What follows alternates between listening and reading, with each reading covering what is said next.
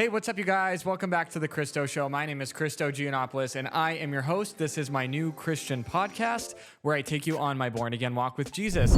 I have an exciting interview for you guys today with a good friend of mine. Her name is Lindsey Messina, and she is the executive director of the Austin17 House in Brentwood, New Hampshire. She's such an inspiration, and I'm so excited for you guys to watch this episode. Remember to like the video, subscribe to the channel, and turn on that notification bell because I upload brand new videos every single Monday. Hey. What is up, you guys? Welcome to the Christo Show. My AI just timed out. I don't know what Yeah, just hold happened. on. Let's reboot that AI real quick. What do you mean you're not gay anymore? I'm oddly getting emotional now. You have to have faith and you have to put in the effort. Like spiritual drug dealer. Yes, Yeah. very much that. We have that calling and sometimes we answer it and sometimes we don't. I actually got the new Jesus to fit in the middle there because there was such a big space gap before. It looked so awkward. I was like, oh, this looks so awkward. So I bought him on the TikTok shop. That's so funny. It look, yeah, no, I could see that. He's pretty legit. Did you want to do a prayer before Yeah, I'll pray. we start? Okay. Ready? All right. Well, Lord, we just thank you. God, I thank you for this opportunity. I thank you for just Christo and all that you're having him do right now, Lord, on the front lines. I just pray, God, that this time together would be pleasing to you, Lord, that the things that come out of our mouths would be just touched by the Holy Spirit, Lord. We just hide ourselves behind your cross and we just want you to be glorified during this time. We want whatever you want to say to come out, God, and we know that no weapon formed against us will prosper, Lord, and I just pray that you anoint this time. I thank you for cleaning this house, cleaning this room. Lord, I thank you for every spirit of fear or unbelief, God, that it would just be removed from this place right now, God, that your perfect peace would come and that you would just take control of this time. We love you, Lord. Amen. Amen. I think that's such a good place to jump into is just like clearing out this room, just like having crystals and posters up of like UFOs and saucers and my Buddha in the background that's now replaced with a plant. I mean, that's such a crazy thing, like throwing away things that are attached to your past. Mm-hmm. I mean, I love that idea of just like doing a cleansing. Like it does feel a little better even just not having the posters up right now. Yeah, I was gonna say it's interesting. It definitely felt a little shift a little bit when we like came back in. I was like, oh, okay. Yeah, it feels like a nice, refreshing, clean slate. Right. You just don't realize things actually have a lot more power than we think that they do. That's so true. I like again, I didn't put my faith in a lot of these things like the crystals anymore, the posters of UFOs, the Buddha, but I just had them and I never got rid of them. So, Right. You know, it will be a good start. Right. But I feel like that's how it is with faith. Like you realize like these things that convict you and then you slowly start to get rid of them. Yeah. Did that happen to you with anything? Well, like salvation, I've realized isn't like a one-time thing. Like it's just like I get saved every day. Amen. And so like there's things that like at one point in my life, I really like there's grace and like the Lord has like shown me like those things that were wrong. But at that time, like there wasn't this conviction about it. And then as I've grown, I'm like, wow, I'm more sensitive to this. Like, wow, I'm more sensitive to that. And like it really just kind of depends on how much you're willing to give up. Right. Like for me, especially this last year, I've been on this like new sober journey. And so I gave up alcohol a little over a year ago. Wow. And it's been very interesting. Like I haven't been perfect at it, you know, but I thought it was going to be like the best thing like for me. I knew it was going to be the best thing for me, but I was like, I didn't realize really what that was like. And I was like, oh, I'm going to be sober. I'm going to be happy. It's going to be good. But all of a sudden I was just having to face the realities of like my life. Right. And I thought, you know, I've been a Christian for so long, like these things I thought were gone, but I didn't realize that like there was things I didn't surrender in my life. There was things that had happened in my past that I never actually processed or allowed God to like come in and like deal with. And so it's like as much as I've given him, like that exchange has like, you know, created more opportunities for me to be like, okay, like what else do I need to get rid of? What else do I need to get rid of? It's an ongoing process. I don't think people realize that. Like I thought when I was saved, I was like, oh, like it's all done now. But no, like it's been 8 months now. Every single month something comes to the surface and I'm like, oh, I need to get rid of this. Like this doesn't align with who I am anymore. That can come in the form of like friends even, you know, people, things, objects, anything, mindsets.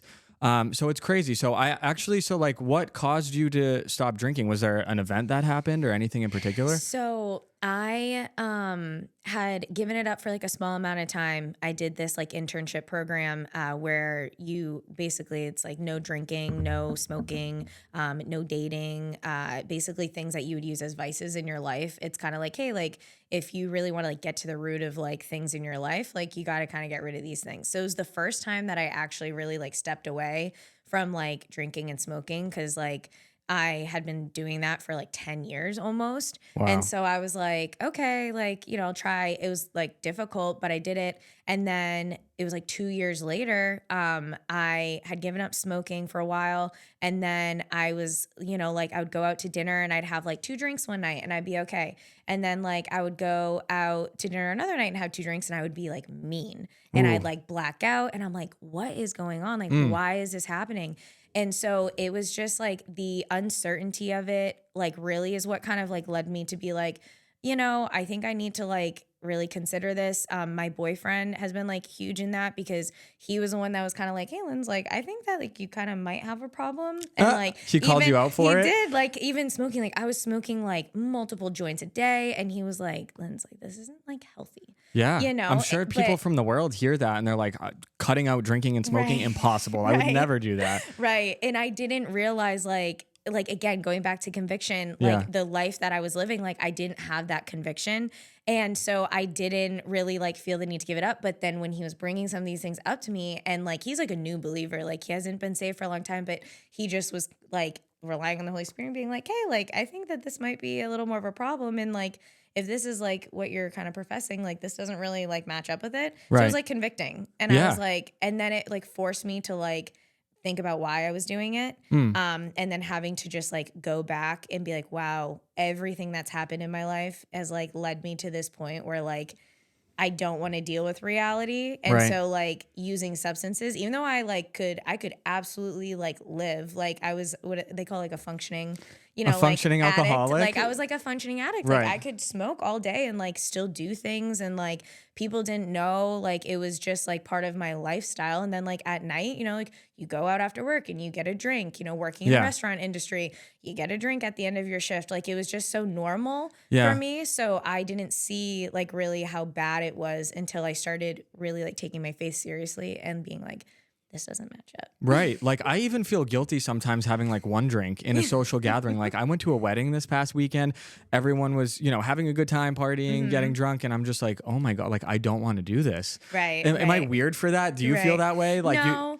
I mean, even for me, like I've been in certain environments where I would like used to drink and I was like, it doesn't bother me as much. But like I had a wedding recently and like I had like a drink at the wedding. I think I had like 2 drinks. Yeah. And I was like, oh, like I'm celebrating, but I was like having to check in with myself and be like, oh, am I celebrating or am I like distracting myself? And so like I think right now, again, it's been over a year. Right now I'm still even being like, okay, like if I do have a drink, why? Right. And like, do I even want to like reopen that door? Because I do know it was such a problem. And I am on this journey of healing that I don't want to like cloud that. And like, that, it just clouds my judgment. It really does, like in all reality. For sure. I think when you're saved, it's hard to kind of separate that peer pressure that you feel like from friends. Like if you're out and everybody's drinking, you're like, oh, okay, what's one going to do? Right. And then I have one and I'm like, oh God, maybe I shouldn't have had even that one. Like, did I just do that to please man? Right. You know what I mean? So I feel that often. So that's incredible. I'm proud of you for not smoking and drinking. That's not easy. It's been a journey. For sure. So, I mean, you're so involved in your community right now. And this is actually something that ties into, going from smoking and drinking to kind of like what your life looks like now. I feel like a lot of people are shocked when they see people that are saved and their life like a year later looks completely different. I would argue your life should look different, because you are, giving things up to the Lord. You're kind of following his will and not your will anymore. So I don't think it should be shocking when people have like such a different, like their life looks so differently. So you're doing incredible things in the community. I'm so proud of you and what you're doing. Like Thanks. I look at you and I'm like, you're living out God's will, not your will. And I want to get to that point. Yeah. But I just kind of want to go back a little bit and touch on like where your faith came from. Like, were you always Christian? What that looked like before? versus what it looks like today? Yeah, so I grew up in the church. My parents were saved when I was born. And they were very involved. Like they were missionaries. The first 3 years of my life, we drove from New Hampshire to Oklahoma because they were youth pastors at like a church camp in Oklahoma. So like for a few years, I lived down there and they did that. I don't remember a lot of it, like here and there. And then when we came back up here, they were super involved in our church. My Pepe was a reverend, and he also had started this ministry called Helping Hands, which is actually still in Manchester today. Wow. He passed away about like 22 years ago. And so him and my meme started this homeless shelter for men.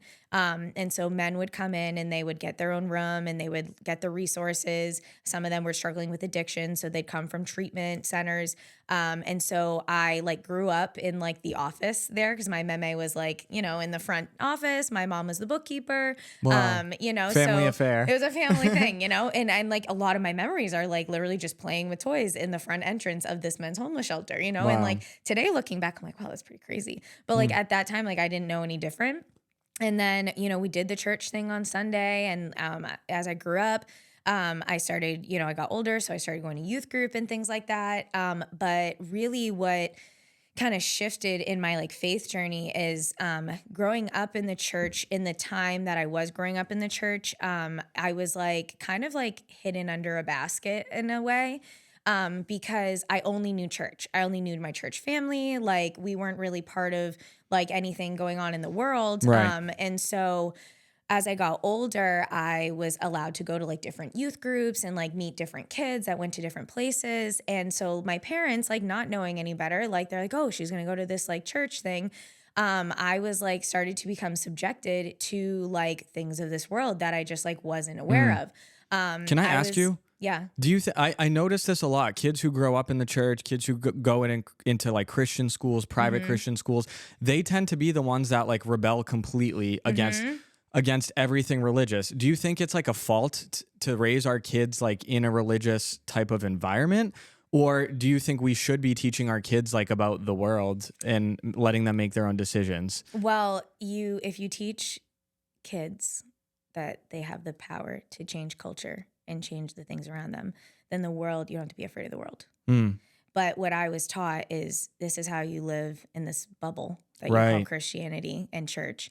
And then so when I became exposed to the world, I ended up I grew up in a Christian school. And then I went to public school. And all of a sudden, like I was exposed to things. But again, like in youth group, I was being exposed to like boyfriends and like girlfriend situations that were inappropriate though. I was like 12 and I had like 16-year-old boys hitting on me. Jeez. And like sending me pictures of like their private areas. Really? Yeah. Like, oh my gosh. And I had a ruthless. flip phone. Like, you know what I mean? Like my parents thought they were like, You're like, it's still loading. yeah. Like they were trying to like protect me. They don't know what's going on. They're like, oh, Right. I'm sending her to church camp. Like She's fine. She's protected. She's safe. It was a mess. Like, you know, and these kids that were coming, a lot of them were like going to public school and like didn't have just this bubble that they were living in, you know? So like the realities of the world I was like seeing. So I went to public school and like obviously the influence just took me out. So like I saw like I grew up wearing uniforms and then all of a sudden I go to public school and like all these kids are wearing like Abercrombie and Hollister and like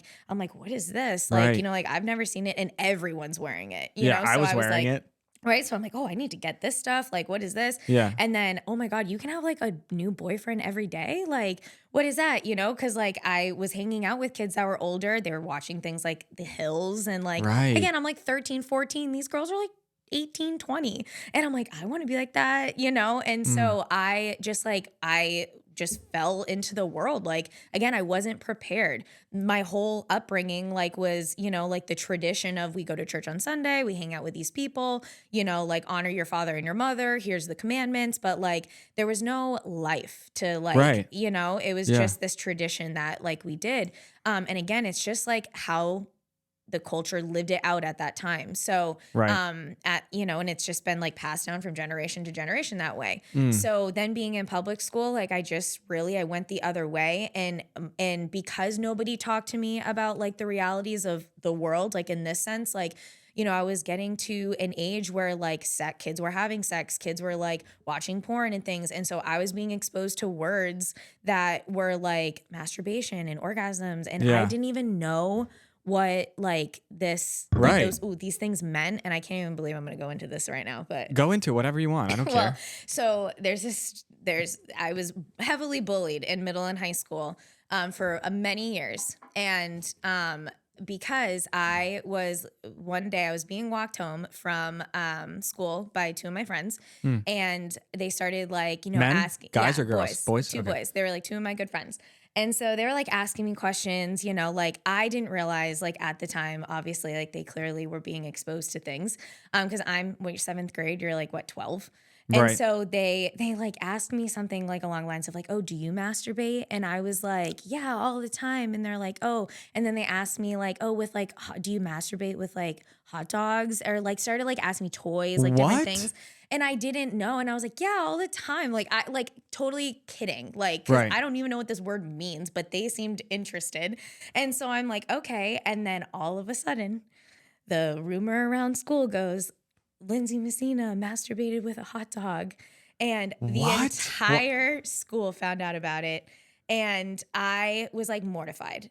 Cause like I had no idea. You were, how old were you when this happened? I was like 12 or 13. This it was is 7th insane. and 8th grade. And then it followed me into high school.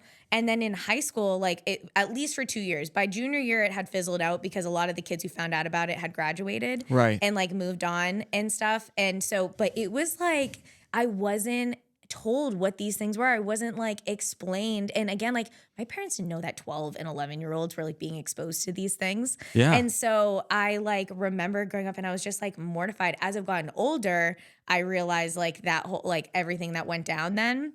But I was like, okay, like again, these are like things that I started to learn on my own and like the world taught me. Right. And so my parents didn't teach me about sex. My parents didn't teach me about like, these things. I went to health class and I learned like what a penis and a vagina was. Like, like that was kind of what it was. It's tough. I feel like oftentimes like your parents trying to protect you actually hurts you in the long run. Right. I don't know. I can't sit here. I don't have kids. I don't know what the right balance is of like teaching your kids about the world and teaching your kids about the Lord. But I see this happening time and time again with people who have been brought up in what we call, quote unquote religion, where they're so cut off from the rest of the world that when they're exposed to it, it consumes them. Right. You know what I mean? Like one thing leads to another. These are the kids that become the biggest druggies, alcoholics, sexually promiscuous because it's so foreign. And I feel like unconsciously, like the kids are rebelling against their parents. They're like, why did I grow up like this when the rest of the world is just free and everyone's doing their thing? Right. So it's like, it sucks because your parents are trying to do the right thing, but then you're like a young, impressionable mind, like in the world, and you want a piece of that world that you feel like you don't have. Well, it gratifies your flesh. Like that's the thing. Like sleeping with people and like drinking and smoking and even things like having the best outfit when I was growing up, like those things, like I had like, they felt good. Like I was like, oh, people look at me when I have a good outfit on, like I'm going to keep doing that. Like, oh, like this is how I get attention, I'm going to keep doing that. And so like you don't consciously like follow after these things. Like you're just kind of like, wow, like this feels good. I'm going to go with it. Like, and you rely completely on feeling. And again, like when you grow up and you don't understand like that your flesh is against you and like the world is against you, you think it's for you. And you're like, well, why wouldn't this be bad for me? Like until all of a sudden like something really terrible happens and you're like, oh, The flesh, the idea of the flesh and just like, battling against the flesh, like the flesh and the spirit do not coexist together. I mean, they do, but they're like constantly at a battle with each other. Right. And some days, like, like when you sin afterwards, you're like, oh, I just want to like rip my like skin off my body, you know what I mean? It just sucks. I hate that feeling. Right. So we did go to high school together. Yep. I feel like I had heard that. I don't know like what the background of that was. So that's crazy that was like implemented by older guys. But so we had that mutual connection. And then when I started my podcast, you had reached out to me and you were like, hey, I just watched this episode of you doing an interview with somebody on the New Age movement. Yeah. And then like, do you want to touch on what happened and like why you messaged me there? So we just like how we like got basically to where we are right now. I saw your YouTube video with Darian and I was like, oh, this is like interesting. I'm going to listen to this. And it was like on like the tarot cards and new age stuff and whatnot. So I like click on it and it pops up and I was driving. So it was like on my Bluetooth and I'm listening to it. I get like 30 seconds down the road and I pull onto the main road and this car drives by me and it has the license plate. It says New Age 7. Oh my gosh. And I was like, okay. And like, this is how like the Lord talks to me. Like he doesn't always audibly talk to me. Like sometimes I can actually hear him or I can sense like his voice, but like sometimes he just confirms things to me like in signs, you know? And I was like, wow, this is like crazy. And I had listened to it and I thought it was just really powerful. Just like the whole thing and just like how you and like Darian even like interacted with one another and like it was like in like this loving like understanding way and I was like this is like so good, so I just like reached out and I was like wow, like I was really like moved by this entire podcast because like I grew up in the church and like I'm learning so much like about my faith and I feel like I like just recently got saved. And so this is like so confirming to kind of like some of the things I've been like feeling and like what you're doing. And so I like wanted to encourage you. And then like, I think we got together shortly after that to catch up. It's crazy. Like when you see like that license plate that says New Age and you're watching an episode of me talking about the New Age, like that's how God talks to me a lot too, like through signs like that. And that's what we were talking about in that episode. Like when you're not looking for the signs, God's like, here I am, you know, it's like right in your face.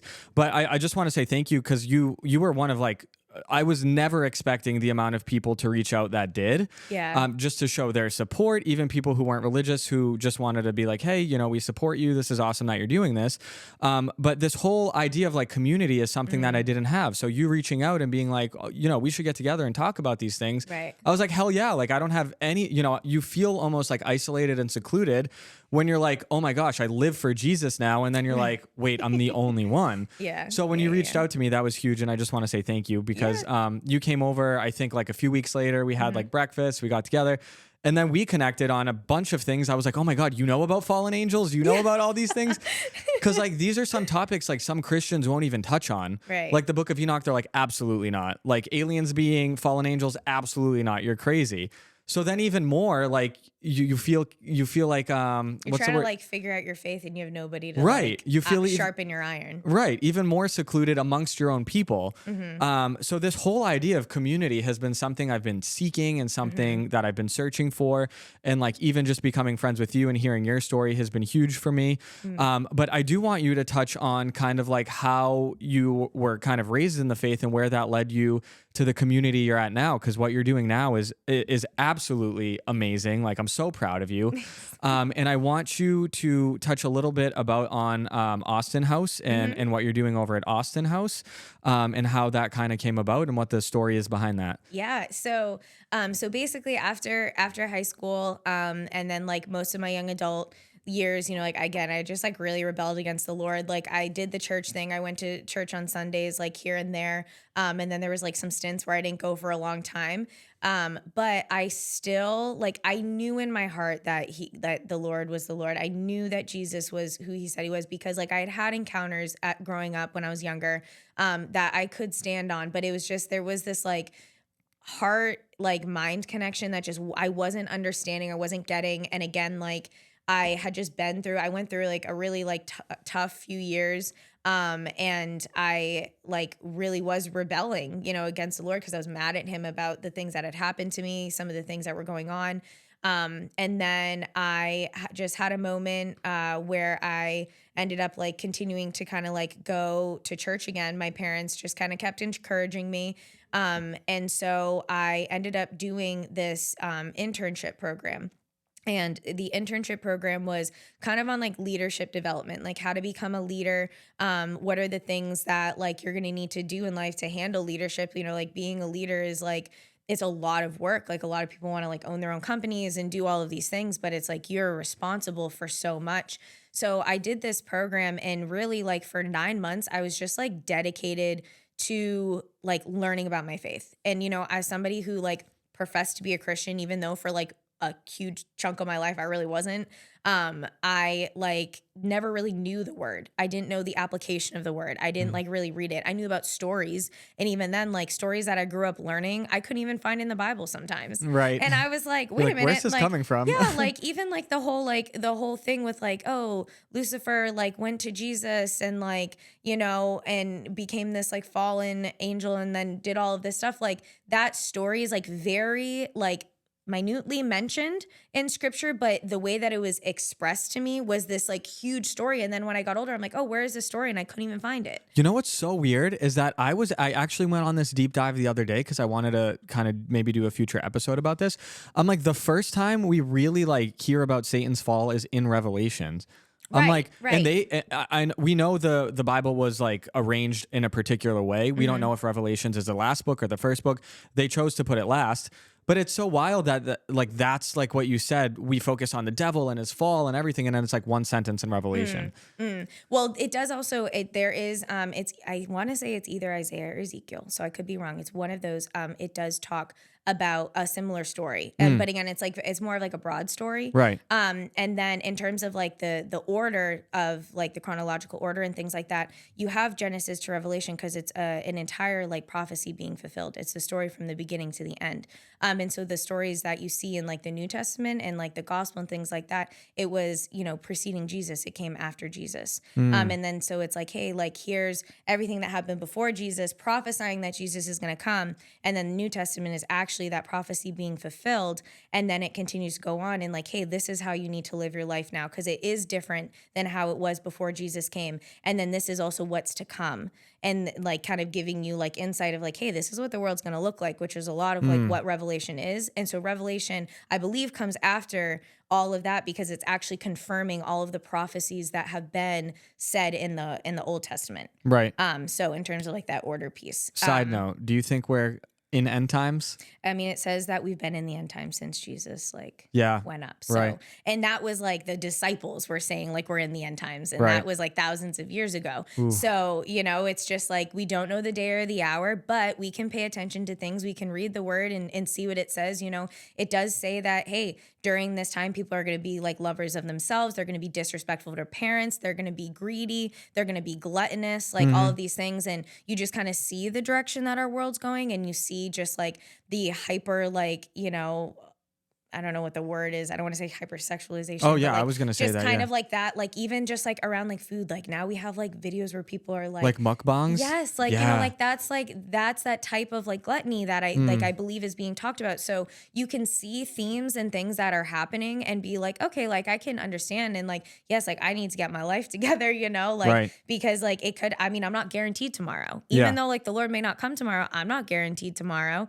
I'm not guaranteed to wake up, and so like I need to be doing whatever I can right now to make sure that like I am in right standing and not even in right standing, because that like can always be like a fear thing, but like I really like want to understand like the purposes and the plans that like I have for myself and like why I was created. And so to kind of go into like what you were asking, so I became part of that program, and so I just really was learning about your faith lived out.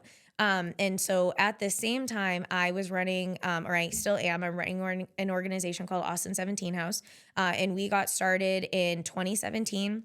So in December of 2016, we lost Austin, who was a 17-year-old boy, him and Taylor, in a car accident. And during this time, like it was so devastating because we were losing many kids to substances. We had gone to school with kids that were dying from like heroin overdoses. And I was like, it was shocking to me because even like I had such a stigma against like drugs and things like that, and not like a judgment, but more like, oh, like people that, you know, use heroin are like those homeless people in Manchester. Right, they're dirty or something. Yeah, you know, like it's just like the bottom of the barrel. Like, oh, people that we went to school with that are my age right now are like passing away from these things. Like it was crazy. And then we had kids like losing their life to suicide. And like when I was at Sanborn and even middle school, like I know that there was one kid that passed away from taking his own life. And it was like before we even ended up in high school, but I wasn't losing friends. Like I wasn't losing friends to suicide. I wasn't losing friends to drugs.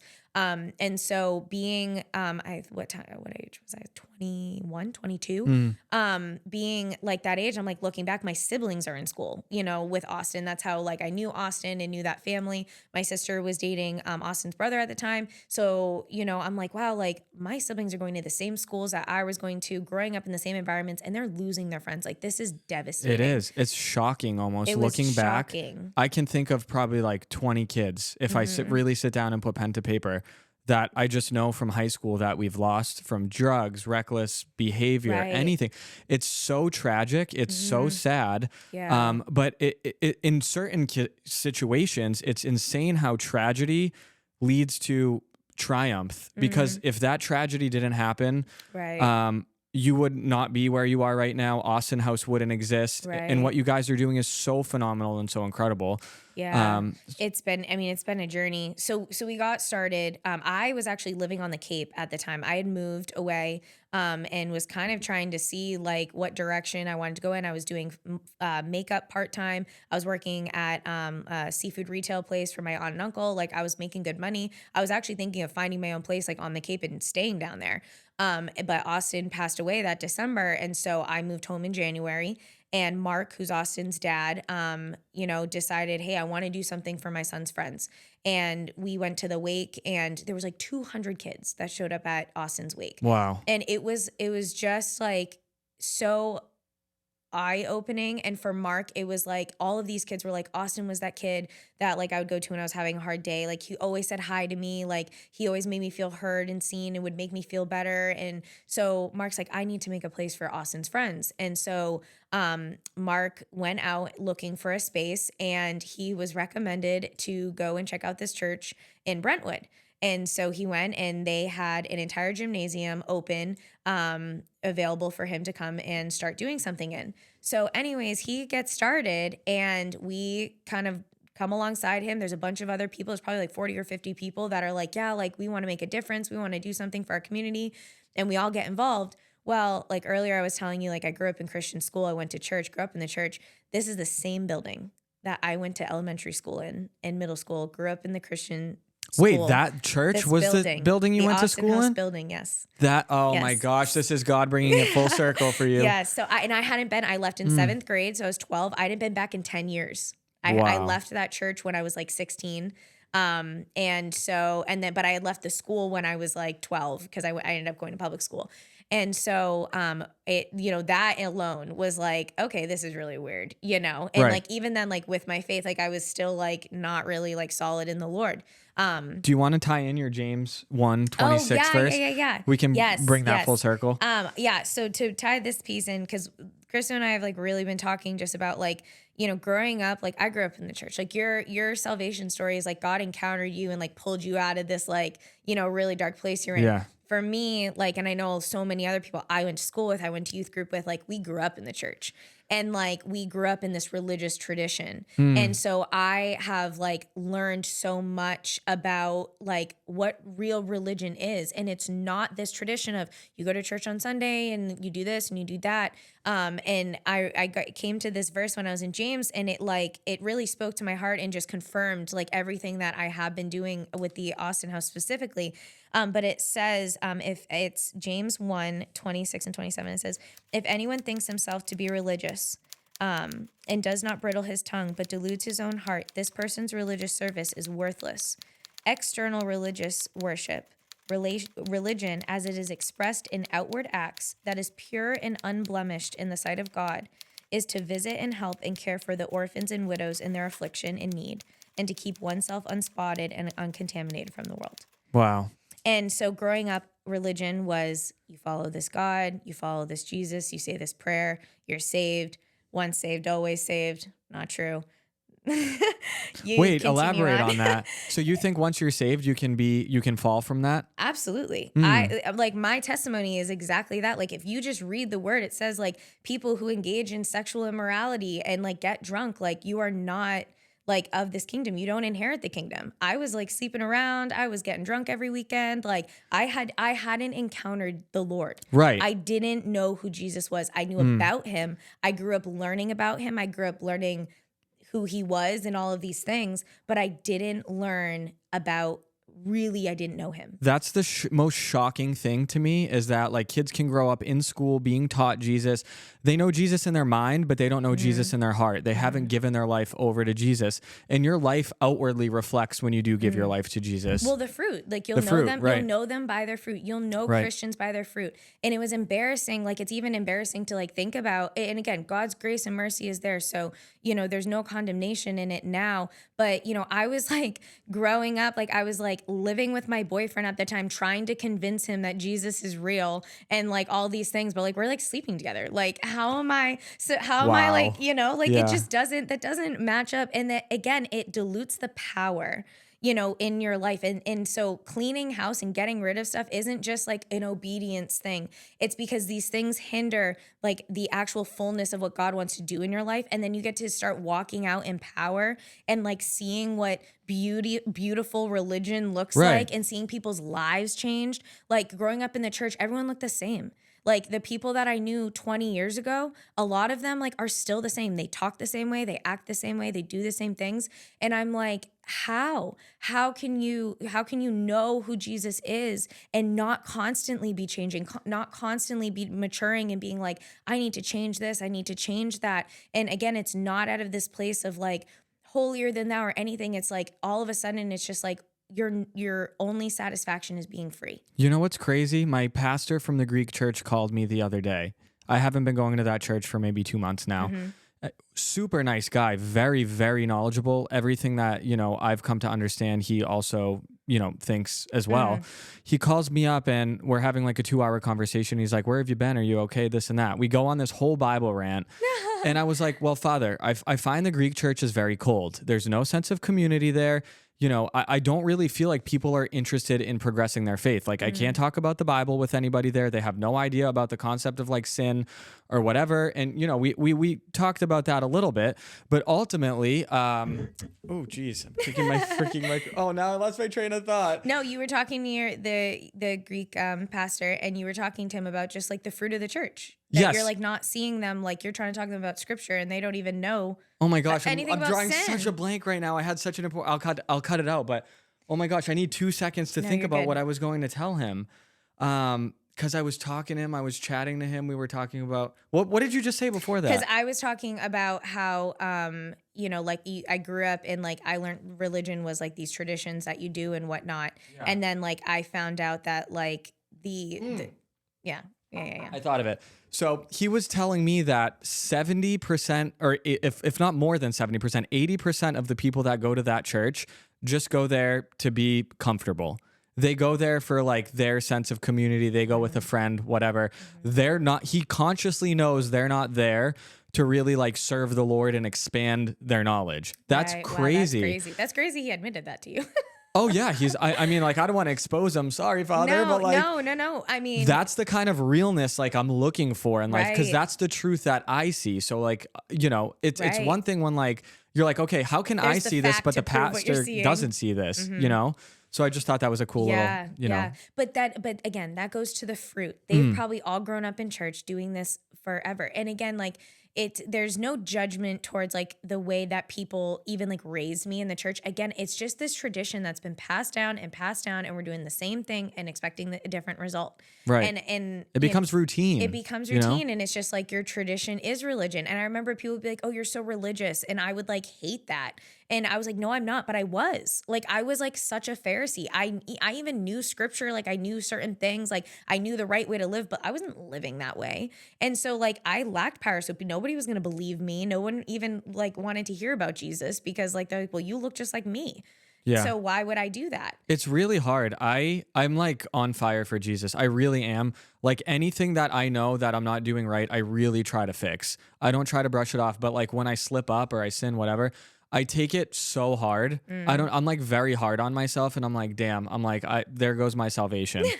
Seriously, like I take it so serious. I'm like, damn, like, oh, I get so Right. upset. But there's healthy grief, you know, Yeah. like you grieve the spirit. But what happens is like if you continue to do it, then you sear it, you know, and then like you're not convicted anymore. And then that's when you really start falling back into like patterns and old ways of living and things like that. And so like you can always see like where you're at, you know. So this like really learning about like my faith, learning about like what pure religion is, it was like so confirming, because this is something I realized recently, like within the last like 6 months I read this and I was like, wow, you know, so confirming to just like the ministry that like I feel like God's like given me. And so kind of like back to what we were talking about with how Austin House got started, you know, Mark starts this thing. I find out I'm back in this church building that like I went to, you know, like years and years ago, grew up in. And we just like started trying to just like do things for the community. And I was quickly made the director, which again, like is such the Lord, because I was 22 years old and there was so many people that were part of this. And for some reason, Mark asked me, and for some reason I said yes, you know, and it was just like that simple act of like, yes, like he asked me, we're at the house and he was just like, hey, what do you think about being the communications director? And I just got in my associates in marketing for communications at SNU. So I was like, oh, like I have a degree for this. Like, sure. You're like, you know? bet, I got I'm this. like, I got this, you know, but I had no idea what I was doing. Like no idea. Again, like I was going through my own stuff, like, you know, as I'm trying to like build an organization. And so we just, you know, we opened up our doors, we invited a bunch of kids in, and then we were like, oh my gosh, these kids need more than just a safe place to hang out.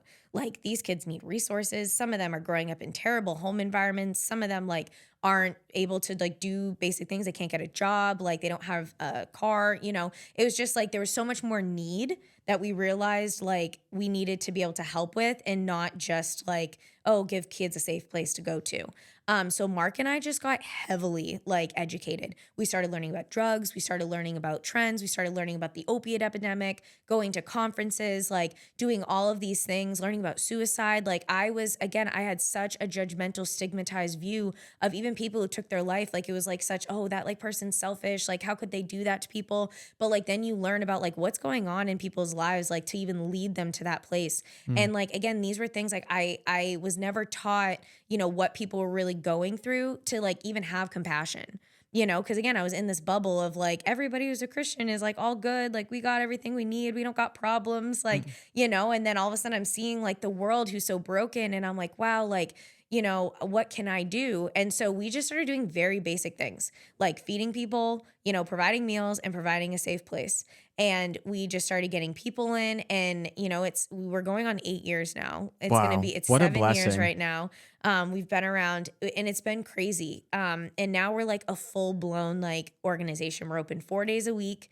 And we offer like all sorts of different programs, like in creative arts, as well as life skills, like teaching kids just like basic skills, like how to do things like clean your plate and like serve yourself and scrape the plate off like when you're done eating, you know, like you think like, oh, these things are just kind of like dumb little things, but like it teaches them just like such basic skills that then like you can build upon. And like it's been so eye-opening, because for so long we were just getting kids in that kind of just like, you know, needed a safe place, wanted to come to, you know, the underdogs, kind of like the outcast kids. And then there was like a real shift like a few years ago where we started getting a lot of kids in from like DCYF referrals, Hampstead Hospital, Seacoast Mental Health Center. Like kids were literally like attempting to take their life and then showing up at our door the next day.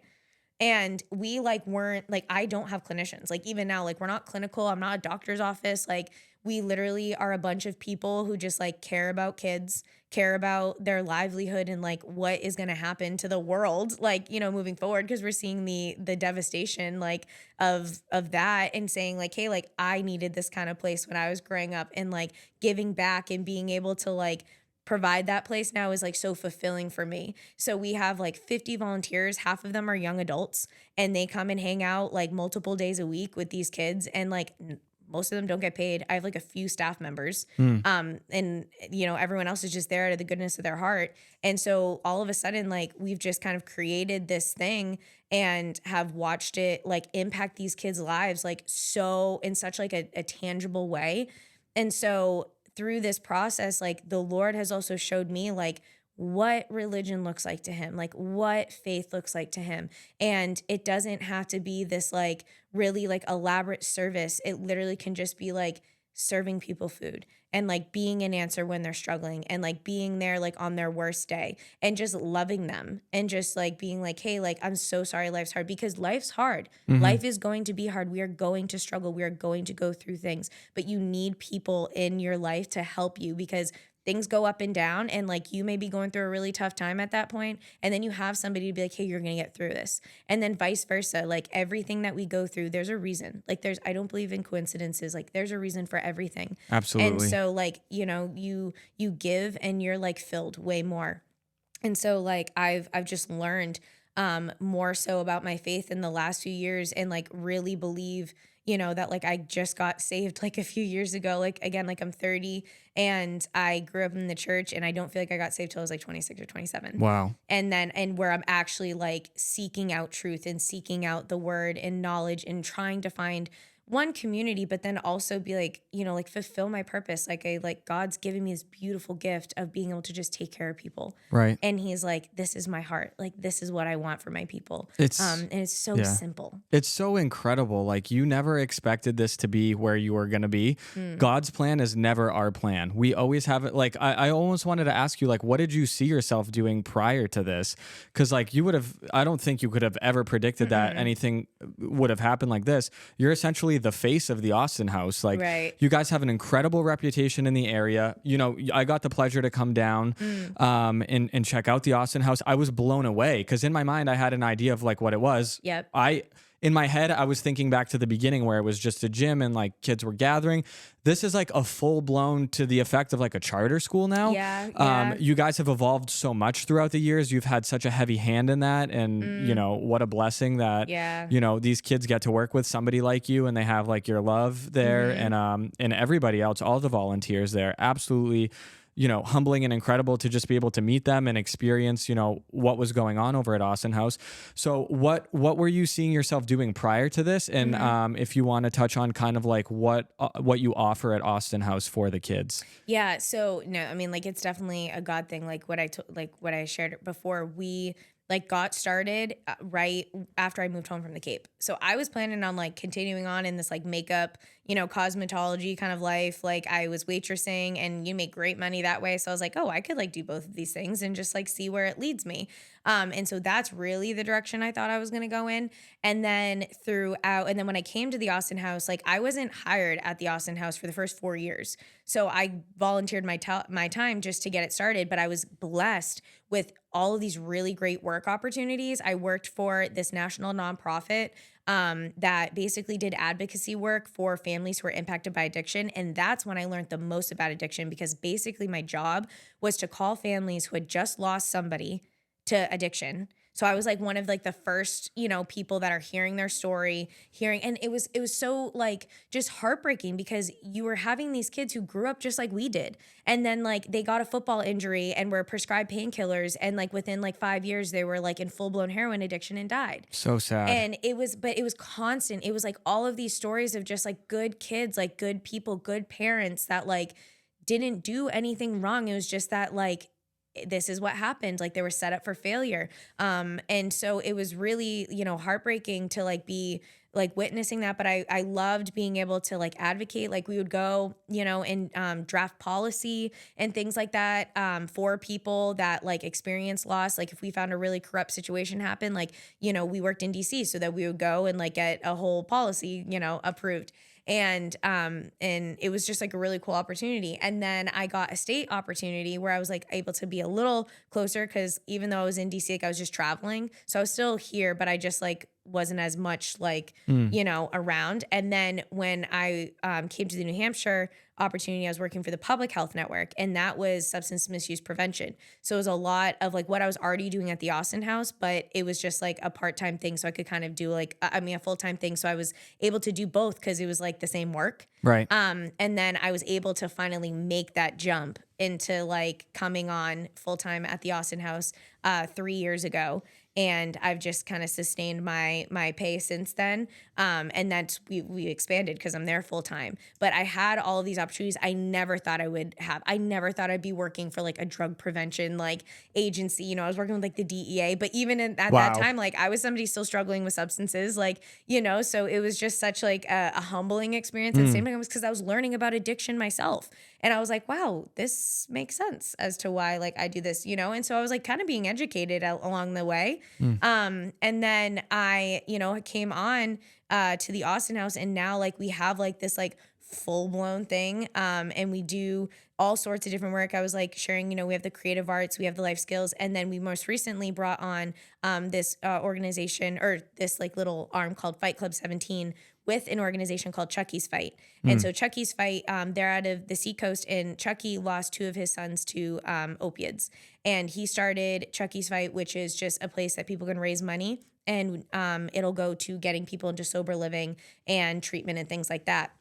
So we came together and created Fight Club 17 because today, like more than ever, more honestly than even when we were in school, like substance misuse for these kids is like really high. Access to substances is way easier now than like it was.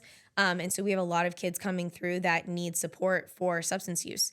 And so they come in, and we now have this place where like they can work with mentors who are also in recovery, have been through it, teaching them just like basic skills, but really just like being a sounding board, being like that place they can come in and be like raw and real about the things that they're going through, and know that like they're not going to be judged for it. They're not going to get in trouble for it. Again, because like we're just like that safe place that like, hey, you can come in and just like be honest with us, like, and we're just going to try to help you. Right. Like your reality is your reality, you know, like, you know, we're here to help you and support you and give you hope. And so we do that a few days a week as well. And then that like whole leg, again, like God's timing, like I was on my sober journey as like this kind of started developing. And then that's been like huge in my sobriety, because I've been learning so much about substance misuse, and like also seeing like other people struggle with it. I'm like, okay, like I can, like, I need to overcome this, and like, how can I overcome this? And then like, I'm finding like so much like, just like truth in the word, and like God just like redeeming these places, you know, in little areas. So every day I'm experiencing like this new salvation where I'm like, wow, like, all right, God, now what am I after? Now what am I after? And so he's using this community in this place, not just to like benefit those around me, but to like make me a better person. Cause like it's, Right. I've needed it too. And so he's just like such, you know, when you let him take control, it's just like, he has a plan, you know, and he works it all for good. And it's like so worth it. It's hard to die, and it's hard to let go and give up control, but it's like so worth it. Absolutely. I think you guys are single-handedly saving lives over there at Austin House. I'm not even joking. Like when I walked in there and I saw all these kids, like you guys have, how many rooms would you say you guys have there? Like 13 rooms. About 13 rooms. Yeah, they're all classrooms. Right. So some rooms are like an art room. Some rooms are like a band room. Some rooms are to learn about gardening. So when I'm like walking through these rooms, I'm like, wow, this is so something I would have like seen myself doing as a child. And a lot of these kids do not have somewhere to go. You know, they end up resorting to drugs and alcohol because they're exposed to that either through their parents or, you know, so many different reasons. They do it as a social thing. They have nothing better to do. And like having something like Austin17 House like gives these kids a place to go and actually find like their sense of normalcy, where the outside world says, no, you're weird for this. Like you guys have so many opportunities for them to explore all these sorts of different life skills and subjects over there. So it's absolutely incredible. And you actually took me through the garden with, what was the lady's name? Jenny Yeah. was so freaking nice. I got a lot of footage of the garden with Jenny, but I think it's amazing. Like you're even growing your own food there, and then like using those herbs and stuff to cook with. It's absolutely crazy. So how many kids did you guys start with versus how many kids do you guys kind of cater to now? So we had, when we started, we had like a core group. Well, actually, just kidding. When we first started, we had like one night, we had like 100 kids show up on a Wednesday night. Wow. It was insane. And that's like when we like first kind of like really got started. We were the fun new thing. And then we kind of like fizzled down a little bit. And then we came down to like a core of like 15, because we were only open really one night a week. And then over the years we developed and like open new nights. So we're open 4 nights a week now, and we serve about like 200 like people a week. On my busy nights, like we have 70 people sometimes in like the space between like mentors and kids. And then like, we'll have like, slower nights where we have like maybe like 20, 30, which is nice because then you have the more intentional time. But what's great is like the kids know that we're open and that they can come. And then we've recently opened like a few hours during the day where we actually have kids coming and doing school there. Because they're homeschooled now, or they've like taken themselves out of public school and are in a new environment. And so now I have kids bopping anywhere between like noon and 9, p.m. And so like I'll be there. We have 2 kids, but then sometimes like another one will come through the door. I'm like, oh, we got 3 today, Yeah. So it's really cool. It's been really awesome to just like see it develop, and like it really is their safe place. Like they know like, hey, I had a bad day at school today, I'm leaving, and like I know that they're there and I can hang out with them after school. And sometimes they just come and vent, and we don't have to give them answers. Sometimes they literally just want to come and talk. And it's like, okay, cool. You good? Like, do you want some input, or no, I just want to vent. Okay, cool. See you later. Sometimes all they need is somebody to listen to them and their problems. A thing that you guys have over at Austin House that I love is the Austin17 Agreements, the A17 Agreements. It reminds me of the 10 Commandments. So I read them and I was like, oh, this is so sick. Do you kind of want to touch on like what that's all about and kind of how you guys like structure Austin House? Yeah. So over the years, like again, we started as just like a safe place. Come hang out, like do your thing. And then we realized we're like, oh wow, like these kids like actually like need skills, like need like a little bit of structure. Like we got to get like, kind of pull some things together. So we came up with these agreements for the space, which is basically like, hey, like we all get together, we circle up and we say, hey, like, this is how we run the night. This is how things look. This is how we run ourselves while we're here. And this is like, how we do things. And so the kids actually go over the agreements and like we'll share it with everybody else that's there. And then everyone knows like, hey, okay, cool. This is how we operate. And then they kind of go out and like do their thing. But what's great is like, one of the agreements is we respect each other's space. And so when you have the kids like walking through a line for dinner and they're pushing each other, shoving each other, you kind of resort back to like, hey guys, like remember, like we respect each other's space. You kind of go back to the agreements and they're like, oh yeah. And so it's just kind of gives them like a context for like, hey, like remember, like we talked about how we like do things here, and it's for their safety and obviously everyone else's. And so we're just using it as a tool to teach them, hey, these are basic things that you should do in life, because like, hey, when you go through life, you can't be like knocking and elbowing people Absolutely. in the lunch And line, that's vital for kids who are not getting that from their home life. You know what I mean? Right. Essentially, it's the parents' job to be teaching their kids these things, but a lot of kids are not getting that. Yep. They're not getting that, example in their everyday life. So you guys are an incredible resource for these kids. And I just want you to kind of touch on like where you see Austin House going, because to my understanding, this started as like just somewhere where everybody could gather as a community, but now it's kind of leading into more of like a charter type school, place where you can go and the kids can bring their laptops and do VLAX from the actual Austin House. So like, where do you see Austin House going, and how close do you think you are to like achieving what you guys think it could become? Yeah. So this year we actually like re kind of like branded a little bit, like went through our mission and our vision and like, what we're doing. And so we kind of like reformatted our mission to like, our mission is to reach youth and families that other institutions can't. And so a lot of the youth that come to us are from these like traditional systems, therapy offices, hospitals, things like that, schools, law enforcement agencies that can't meet their needs. They're like, I don't know what to do with this kid. They're having issues, like whatever, like we're sending them to you. And so we've like brought them in and then realized like, wow, like we need to be able to stabilize them before we even try to teach them anything. Like these kids like don't have the basic knowledge of like how to operate and do things because they're not getting it at home. But the real reality is like so many of these kids are growing up in environments where like they not even have parents. Their parents have been incarcerated or have passed away from substance use, and their grandparents are raising them. And these grandparents have no idea what they're doing, because these kids today are so different than like when we went to school. Different generation, different mindset. Completely different. Like 5 years ago even, like there was just something that like shifted in these kids that are growing up. Just aren't being prepared for life, and like these systems are really like not doing their job. And so we have been like, okay, we need to just like stabilize them, get them into a place like where they can even like be interested in like learning something. Yeah. And then kind of build off of that. And so now the shifting kind of focus is really just being that resource center. Like my parents used to say, hey, we used to have like this center that everybody would go to, is the community center.